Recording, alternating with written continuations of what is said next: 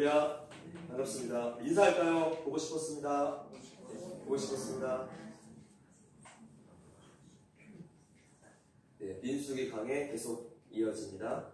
네, 약속을 성취하시는 하나님이라는 제목으로 말씀 전하겠습니다. 네, 올림픽 경기는 화려한 개막식을 올리면서 시작이 되죠. 요즘 올림픽은 과학이 발달해서 개막식에 드론을 이용한 그런 레이더 쇼도 하고 있습니다. 그렇게 여러 경기들을 치르고 마라톤 경기를 마지막으로 이제 폐막식을 하게 되는데, 이때는 이미 승패가 다 갈라지고 난 후입니다. 이스라엘 백성들이 광야에 들어가면서 개막식을 했는데, 그 개막식이 곧 첫 번째 1차 인구조사였습니다.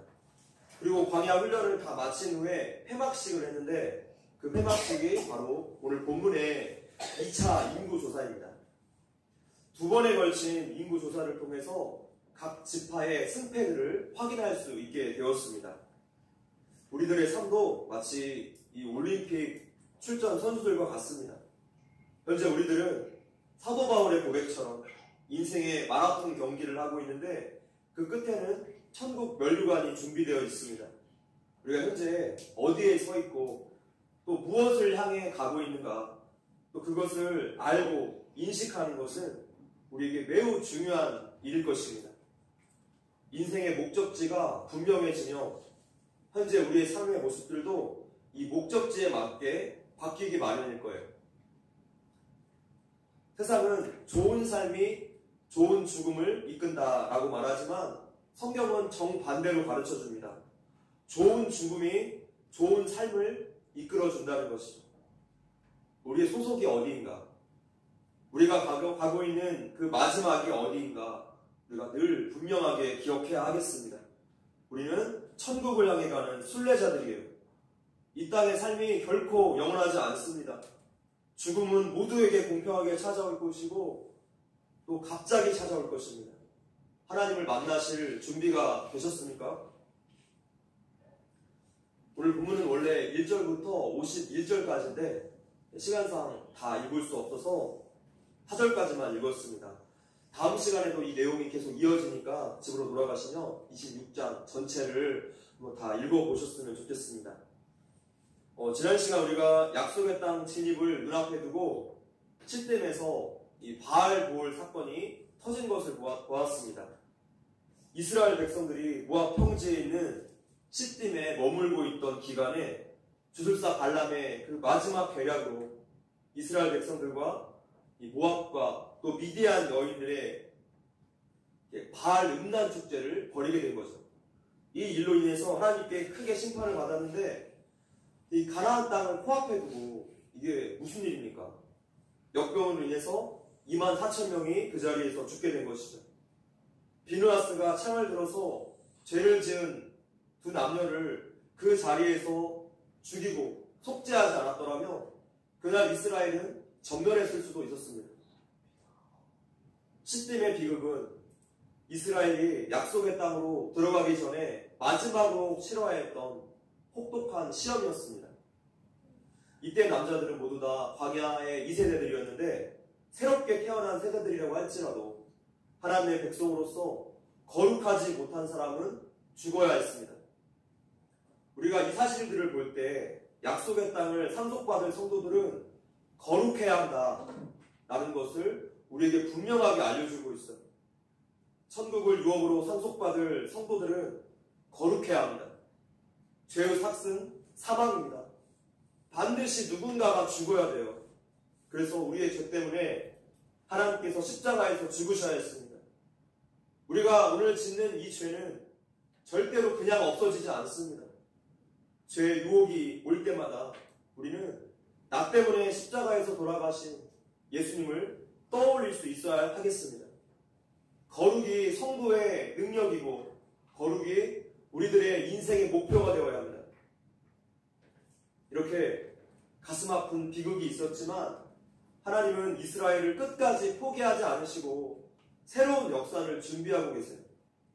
하나님께서 모세와 아론의 아들 엘르아살에게 말씀하시죠. 1절입니다. 시작.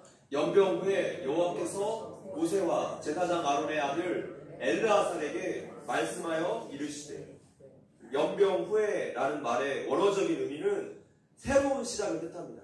새로운 시작. 24,000명의 이스라엘 백성들이 하나님의 심판으로 인해서 죽었지만 다시 새로운 시작을 해야 한다는 뜻이에요.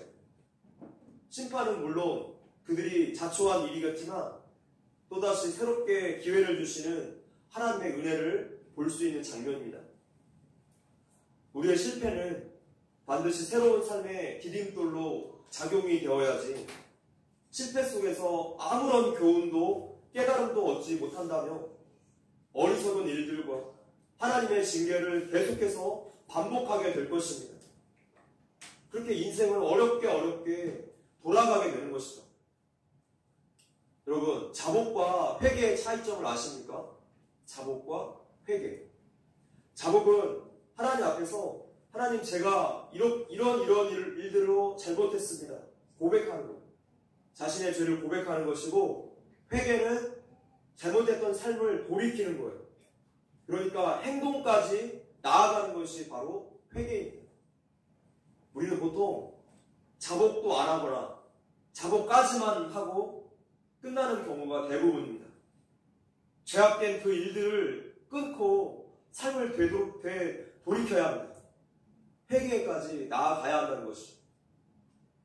2절 말씀입니다. 시작. 이스라엘 자손의 온 회중의 총수를 그들의 조상의 가문에 따라 조사하되 이스라엘 중에 20세 이상으로 능히 전쟁에 나갈 만한 모든 자를 계수하라 하시니, 하나님께서 각 가문별, 지파별로 전쟁에 나갈 만한 20세 이상의 남자들을 계수해서 군대를 재정비하라고 말씀하십니다. 하나님께서 우리가 실패의 자리에 오래 머물러 있기를 원치 않으세요. 빨리 자리를 털고 일어나서 새로운 승리를 준비하라고 하십니다.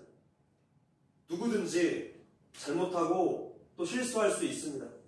다시는 경험하고 싶지 않은 아픈 과거의 기억들이 있겠지만 거기에 계속 매여 있으면 우리는 앞으로 갈 수 없습니다.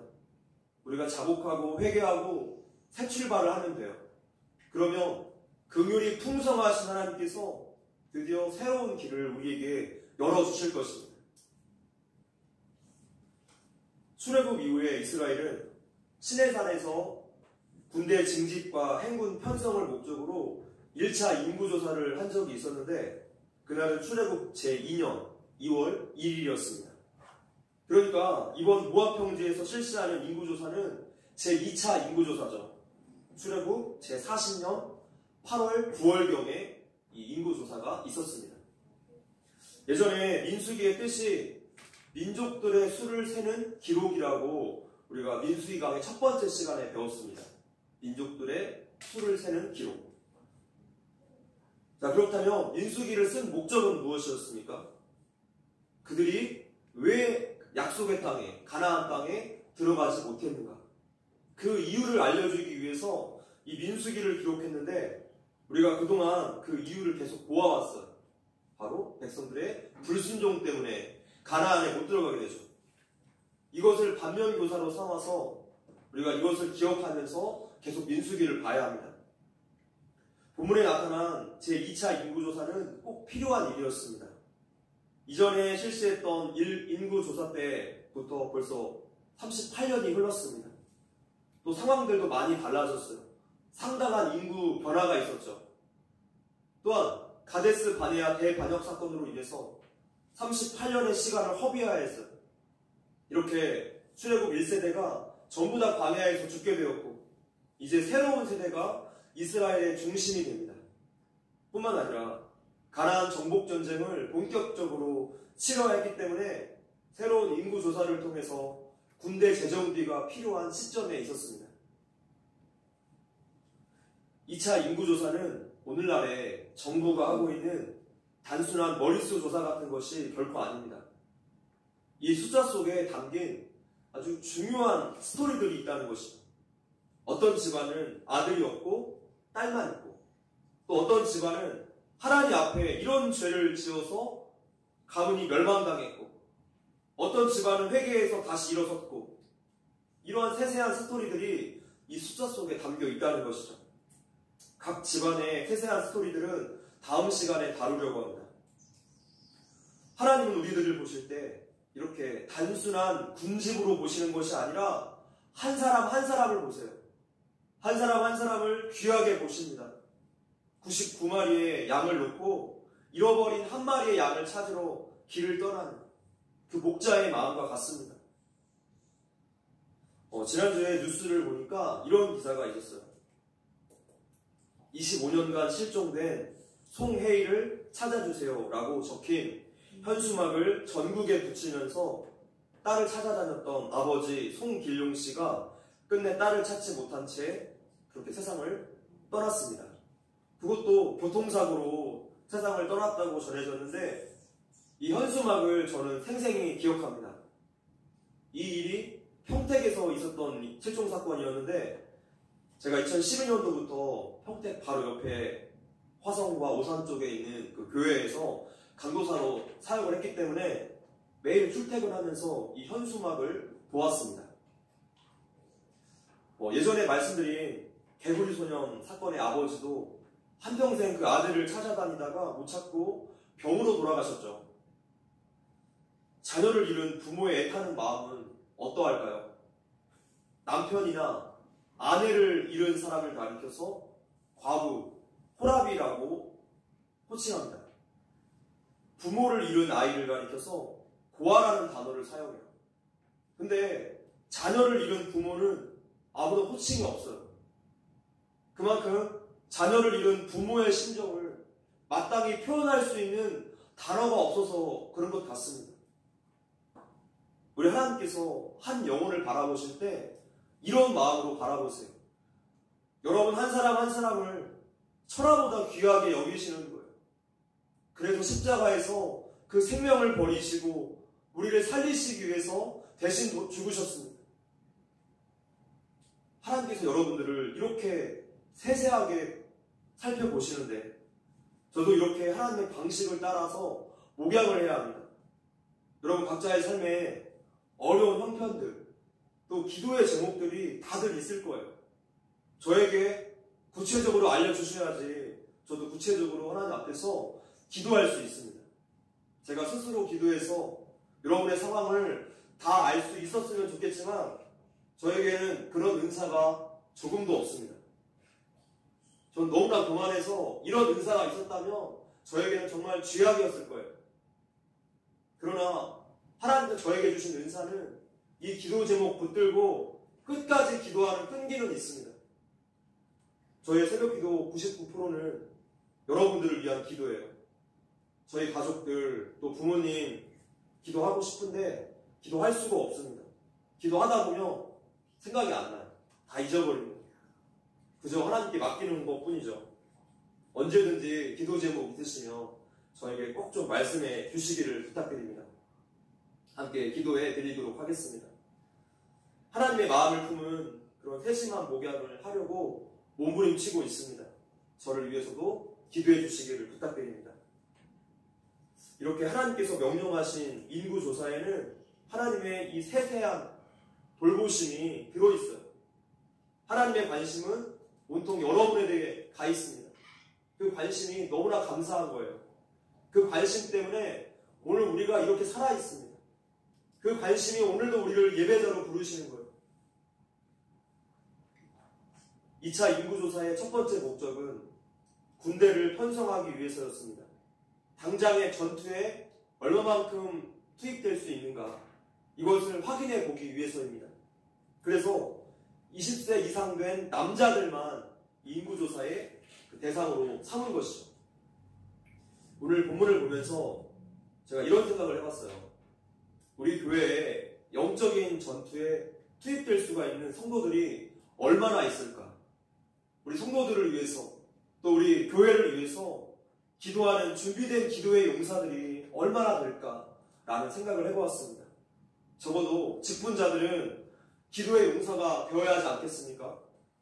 악한 영적 세력들이 호시탐탐 우리 교회와 성도들을 넘어뜨리려고 기회를 엿보고 있는데 우리가 모이게 힘쓰고 예배 목숨 걸고 그렇게 하나님 앞에 나아가야 되지 않겠습니까? 기도가 우리에게 능력이 돼요. 언제까지 이것 주세요, 저것 주세요 하는 이런 어린아이와 같은 기도만 하겠습니까? 우리 성도들을 위해서, 또 이웃들을 위해서 하는 기도가 죄로 오염될 염려가 없어요. 다른 사람의 유익을 위한 기도는 가장 안전해요. 하나님이 가장 기뻐하시는 기도입니다. 너희는 먼저 그의 나라와 그의 의를 구하라. 그리하면 그 모든 것을 너희에게 더하시리라. 할렐루야. 우리가 이웃을 위한 기도의 용사가 되며 우리의 문제들은 하나님이 다 알아서 해결해 주실 거예요. 나보다 나를 더 잘 아시고 우리의 현재와 상황들, 미래 일까지 다 알고 계시는 하나님이시기 때문이에요. 그런 분이 중요한 것은 우리를 사랑하신다는 거예요. 오늘 나의 일들은 염려하지 마시고 다른 사람 위해서 기도하십시오. 기도로 마귀를 떨게 만드는 그런 기도의 사람들이 우리 교회에 많아졌으면 좋겠습니다. 그런 성도, 그런 가정, 그런 교회에 하나님께서 역사하세요. 할렐루야. 학자들이 1차 인구조사와 38년이 지난 다음 벌어진 이 2차 인구조사를 비교해보고 아주 깜짝 놀란 사실은 숫자의 차이가 거의 없었다는 거예요. 40년 동안 60만 명 중에서 1,800명 정도만 감소했어요. 그것도 죄로 인한 심판 때문에 감소한 것이었죠. 거의 차이가 없습니다. 이것은 말 그대로 기적 아닙니까? 한낮의 폭염, 한밤중에 강추위가 일상이고 먹을 것도 없고 마실 곳이 없는 그런 곳, 사람이 살 수가 없는 광야에서 40년 동안 지금 이 숫자가 유지된 것은 기적이죠. 거기에다가 고라의 반역 사건 때 하루에 15,000명이 심판을 받아 죽었습니다. 불평하다가 불뱀에 물려서 많은 사람들이 또 죽었어요. 지난 시간 또 시스템에서 24,000명이 죽는 대형 사건들도 있었습니다. 전쟁도 여러 번 치렀죠. 근데도 숫자의 차이가 거의 없습니다. 자, 이것은 우리에게 무엇을 알려줍니까? 하나님께서 얼마나 신실하게 자기 백성들을 지키셨는가, 이것을 알 수 있는 거예요.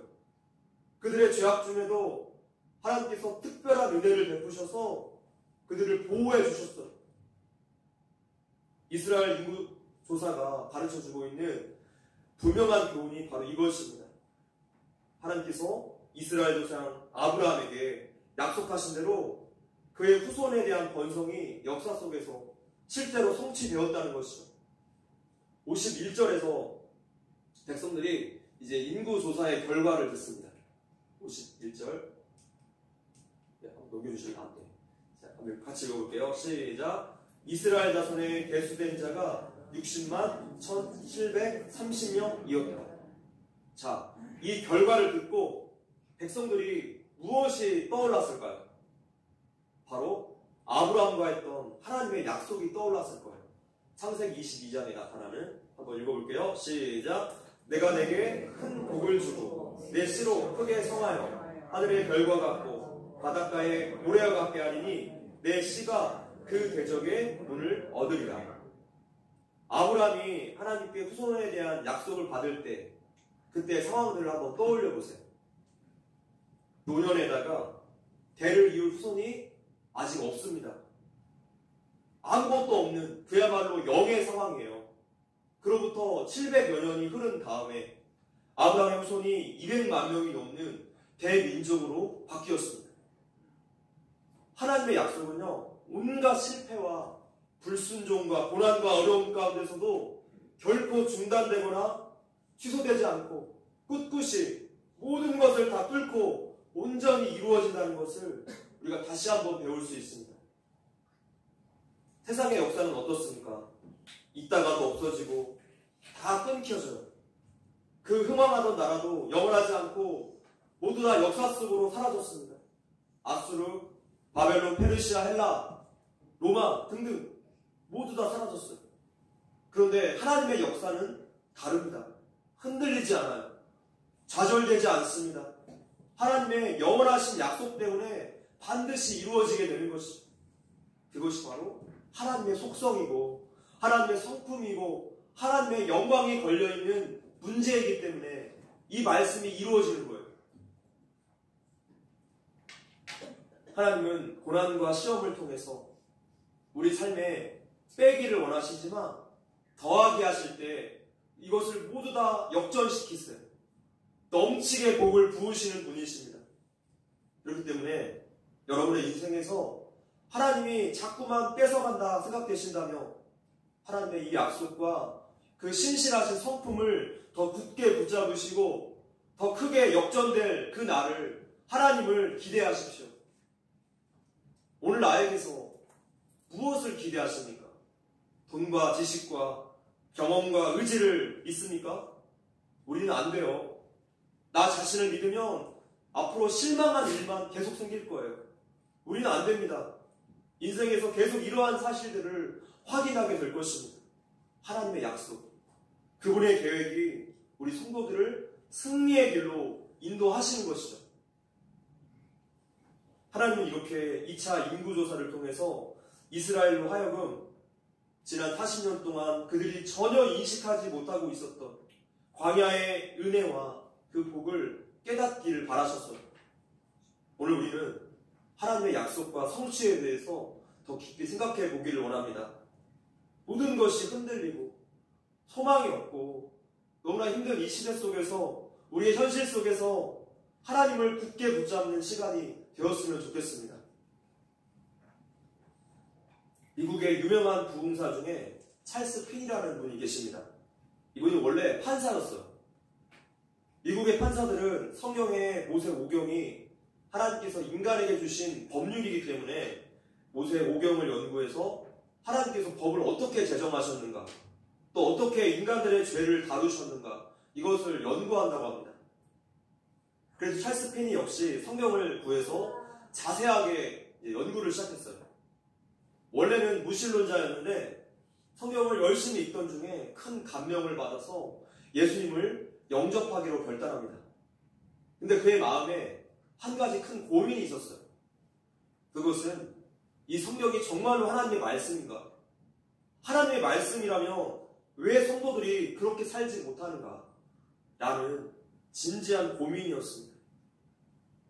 그 오래도록 된 깊은 범민 속에서 성경을 더욱더 자세하게 읽던 중에 찰스 피니가 하나님의 약속 32,500가지를 발견하게 됩니다.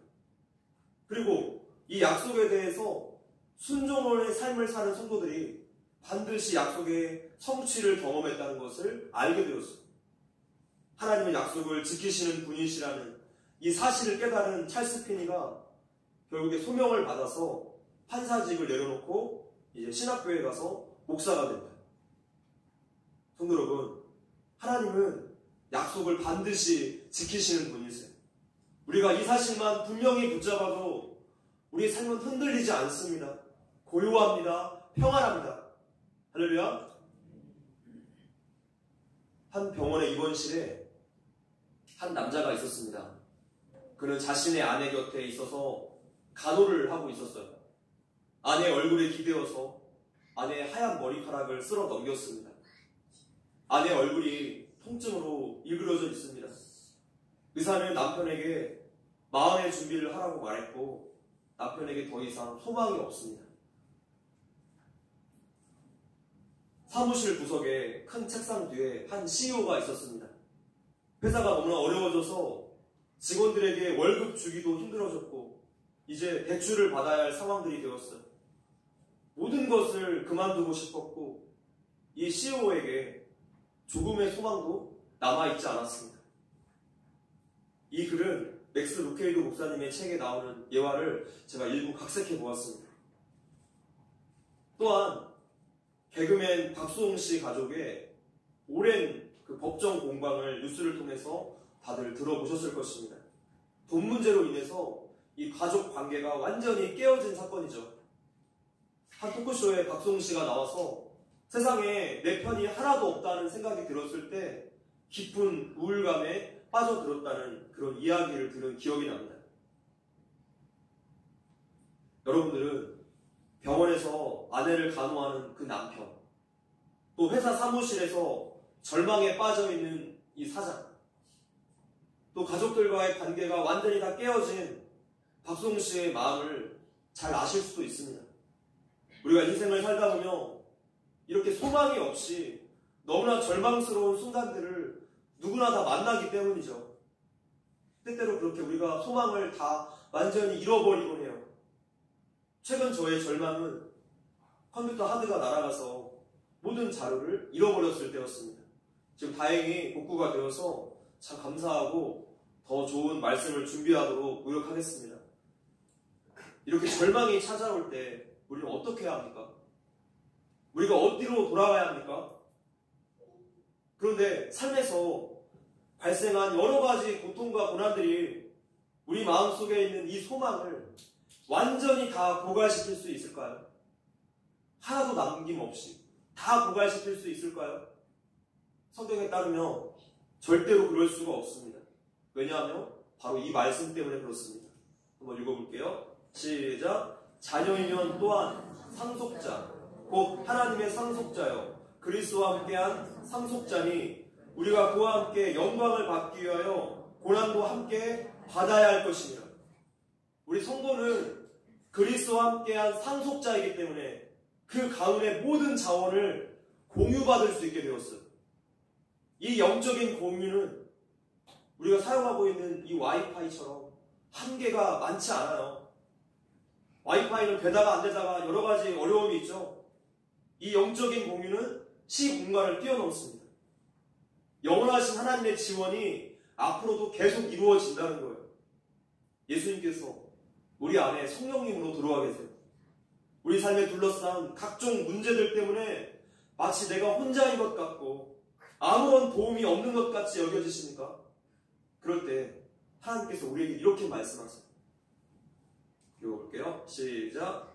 누가 정죄하려 죽으실 뿐 아니라 다시 살아나신 이는 그리스도 예수시니 그는 하나님 우편에 앉아 계신 자요 우리를 위하여 간구하시는 자신이라.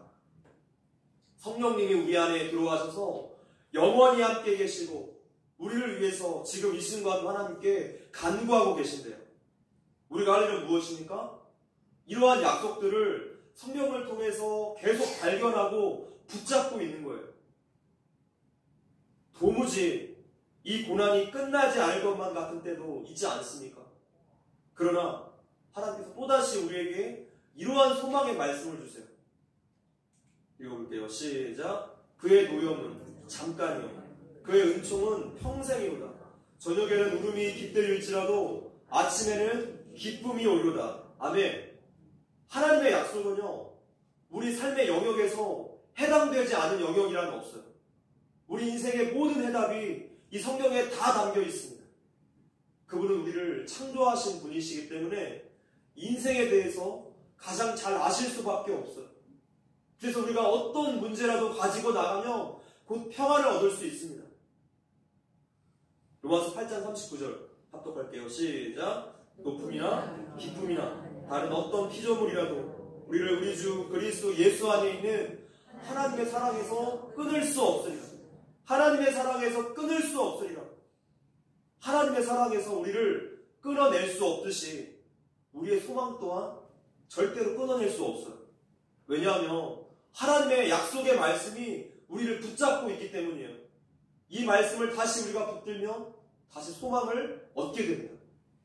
로마서 말씀 시작. 소망의 하나님 모든 기쁨과 평강을 믿음 안에서 너희에게 충만하게 하사 성령의 능력으로 소망이 넘치게 하시기를 원하노라. 아멘. 하나님께서 넘치게 소망을 주시겠대요. 조금만 일시적이고 산발적이고 그렇게 겨우겨우 살아내는 소망이 아니라 말 그대로 넘치는 소망을 우리에게 주시겠답니다. 이것을 붙잡고 소망을 얻느냐 얻지 못하느냐는 이제 우리의 몫이에요. 하나님께서 약속하셨다면 그것은 이미 이루어진 진리가 됩니다. 하나님의 약속들은 미래이지만 항상 그 시제가 현재형으로 되어 있어요. 이미 이루어진 완료 시제로 되어 있습니다. 이미 이루어진 진리라는 거예요. 말씀 읽겠습니다. 인구조사를 통해서 하나님의 끊어지지 않는 은혜, 그 약속하신 것을 끝까지 이루시는 하나님의 성실하심과 열심을 우리가 보았습니다. 이사야서 말씀에 합독할게요. 시작. 하늘이 땅보다 높음같이 내 길은 너희 길보다 높으며 내 생각은 너희 생각보다 높으니라. 비와 눈이 하늘에서 내려서는 다시 그리로 가지 않고 토지를 적시어서 싹이 나게 하며 열매가 맺게 하여 파종하는 자에게 종자를 주며 먹는 자에게 양식을 준과 같이 내 입에서 나가는 말도 헛되이 내게로 돌아오지 아니하고 나의 뜻을 이루며 나의 명하여 보낸 일에 형통하리라. 아멘. 지나온 모든 세월 속에서 힘든 일, 기쁜 일, 또 고통과 평범한 일상 속에서 하나님께서 나를 하루도 돌보시는 일을 대강 넘기지 않으셨어요. 비가 내려서 헛되이 돌아가지 않은 것 같이 내 일과 내 말은 헛된 것이 없다. 하나님의 성실하심과 열심이 오늘도 우리를 살게 만듭니다. 우리는 이 약속의 말씀들을 기억해야 돼요. 하나님께서 성도들의 영원한 구원을 위해서, 그 영원한 승리를 위해서 하루하루 어떻게 돌보시는가 우리는 기억해야 합니다. 하나님의 약속을 붙잡으십시오. 하나님은 약속을 이루시는 분이십니다. 아멘. 이 시간 주만 바라볼지라 이렇게 찬양하겠습니다.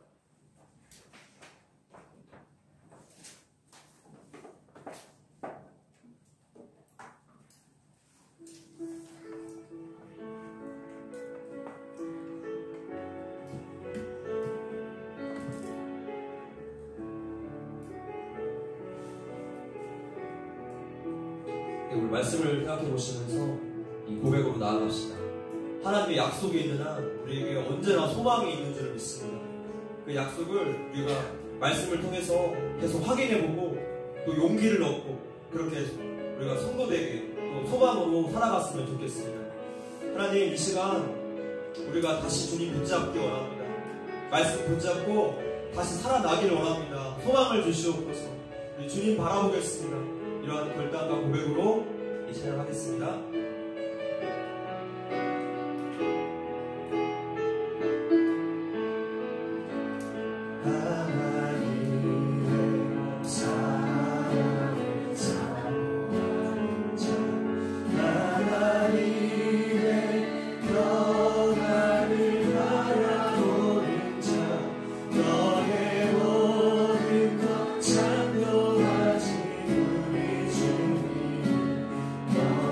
너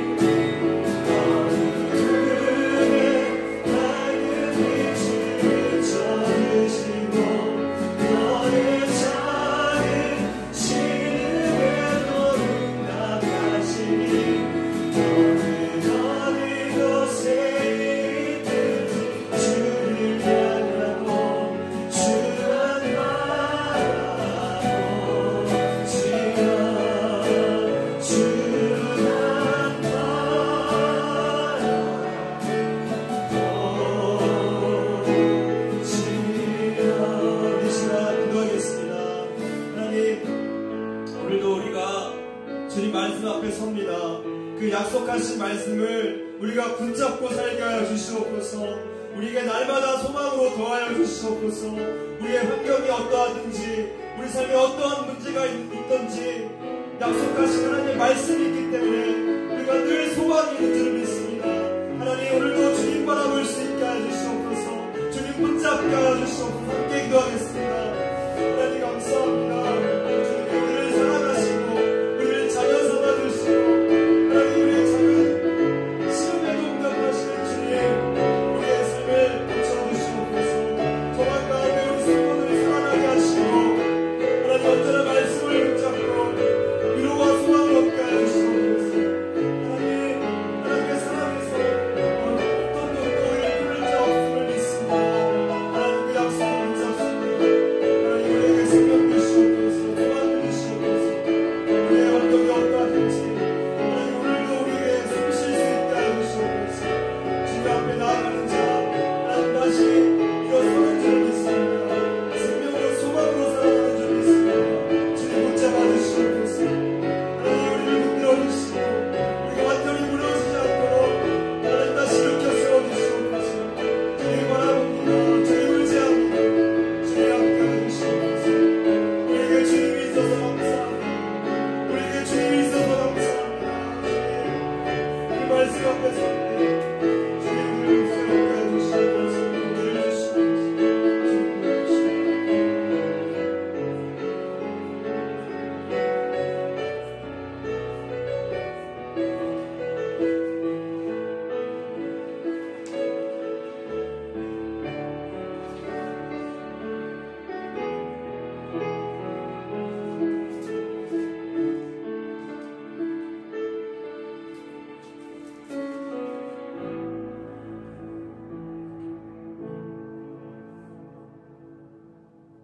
하나님 감사합니다. 주님 때문에 우리가 매일매일 살 수 있음을 고백합니다. 하나님의 은혜 때문에 우리가 완전히 넘어지지 않고 다시 살아나는 줄을 믿습니다. 그 말씀을 붙잡고 늘 소망을 얻는 우리 성도들이 되게 하여 주시고, 어떠한 삶에 문제가 있든지 하나님 앞에 붙잡고 나아갈 때 하나님이 다시 일으켜 세워주실 줄을 믿습니다. 우리 인생에 마이너스가 많지만 다시 더하기로 더 크게 역전시키실 하나님을 기대합니다. 주님, 우리 안에 역사하여 주시고 우리 삶을 돌봐 주시옵소서. 주님 감사합니다. 예수님의 이름으로 기도합니다. 아멘.